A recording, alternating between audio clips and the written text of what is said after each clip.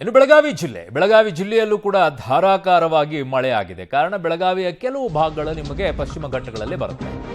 ಮಳೆ ಅವಾಂತರ ಯಾವ ರೀತಿಯಲ್ಲಿದೆ ಬೆಳಗಾವಿಯಲ್ಲಿ ಅಂತಂದ್ರೆ, ನಿರಂತರ ಮಳೆಗೆ ಈಗ ತಾತ್ಕಾಲಿಕ ಸೇತುವೆ ಎಲ್ಲ ಕೊಚ್ಕೊಂಡು ಹೋಗಿದೆ. ಅದಿರೋದೇ ತಾತ್ಕಾಲಿಕ ಅಂದಮೇಲೆ ಎಲ್ಲಿ ಇರಕ್ಕಾಗುತ್ತೆ ಅದು. ಬೆಳಗಾವಿ ಗೋವಾ ರಸ್ತೆ ಸಂಚಾರ ಮತ್ತೆ ಬಂದ್ ಮಾಡಿದ್ದಾರೆ.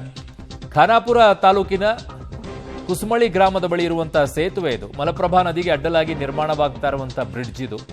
ಮಲಪ್ರಭಾ ನದಿಯ ಒಳಹರಿವು ಹೆಚ್ಚಳ ಆದ ಹಿನ್ನೆಲೆಯಲ್ಲಿ ತಾತ್ಕಾಲಿಕ ಸೇತುವೆ ಈಗ ಕೊಚ್ಚಿಕೊಂಡು ಹೋಗಿದೆ. ನಿರಂತರವಾಗಿ ಮಳೆ ಆಗ್ತಾ ಇದೆ. ಎಲ್ಲಾ ನದಿಗಳು ಕೂಡ ತುಂಬಿ ಉಕ್ಕಿ ಹರಿತಾ ಇವೆ. ಡ್ಯಾಮ್ಗಳು ಭರ್ತಿ ಆಗ್ತಿವೆ. ಸೊ ತಾತ್ಕಾಲಿಕ ಸೇತುವೆ ಏನಿದೆ ಅದು ಕಿತ್ಕೊಂಡೇ ಹೋಗ್ಬಿಟ್ಟಿದೆ. ಇಲ್ವೇ ಇಲ್ಲ, ದಾಟಕ್ಕೇನೂ ಇಲ್ಲ. ಈಗ ರಸ್ತೆ ಸಂಪರ್ಕನೇ ಕಡಿತ ಆಗ್ಬಿಟ್ಟಿದೆ. ಸೊ ಬೆಳಗಾವಿ ಮತ್ತು ಗೋವಾ ರಸ್ತೆ ಸಂಚಾರ ಈಗ ಬಂದ್ ಆಗಿದೆ. ಆ ದೃಶ್ಯವನ್ನು ನೋಡ್ತಾ ಇದ್ದೀರಾ.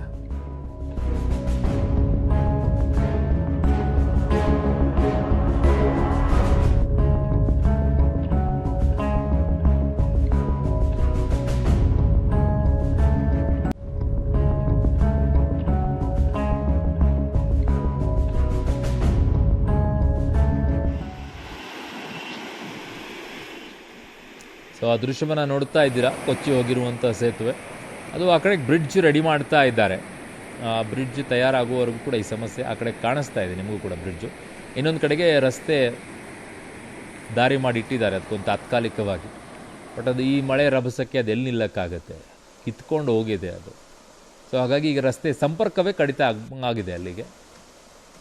ಸೊ ಕಾಮಗಾರಿಗಳು ಬೇಗ ಆದರೆ ಸರಿ ಇರುತ್ತೆ, ಬಟ್ ಮಾಡೋದಿಲ್ಲ, ಅದಕ್ಕೆ ಹಿಂಗಾಗೋದು.